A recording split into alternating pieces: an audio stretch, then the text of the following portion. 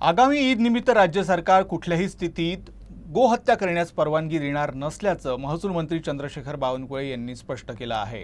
अबू आझमी यांनी ईदबाबत केलेल्या वक्तव्यावर बावनकुळेंनी प्रतिक्रिया दिली आहे। मला माहिती नाही, आपण सांगताय की अबू आझमी काय बोलले, पण अबू आझमीनी असं बोलू नये आणि समाजामध्ये तेढ निर्माण करू नये, कारण महाराष्ट्रामध्ये गोहत्या बंदी कायदा लागू आहे। गोहत्या बंदी कायदा लागू असताना बकरी ईदला गोवंश कत्तल करणे किंवा गोवंशाचे जे त्या ठिकाणी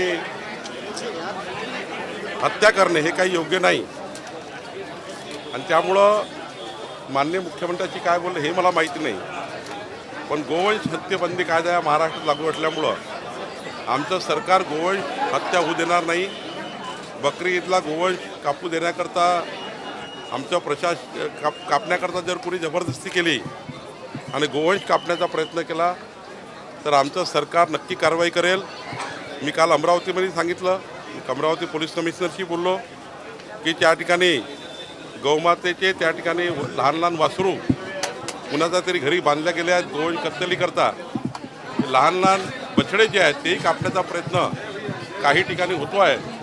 तर आम्ही आता हा नक्की अजून त्या ठिकाणी कडक पद्धतीने यावर वॉच ठेवू आणि कोणत्याही हालतीमध्ये महाराष्ट्रामध्ये गोवंश कापले जाणार नाही याची खबरदारी आम्ही सर्व लोक घेऊ, सरकार घेईल, माननीय मुख्यमंत्रीसुद्धा घेतील। पण अशी मुजोरी करणं योग्य नाही, समाजामध्ये तेढ निर्माण करणं योग्य नाही। ईदला कोणाचा विरोध नसतो, ईद ही मानवलीच पाहिजे, पण गोवंश हत्या करून कुठलीही ईद मानवलं जाऊ नये अशी या ठिकाणी आमची ज्यांना असा प्रयत्न केला आहे त्यांना आमची सूचना आहे।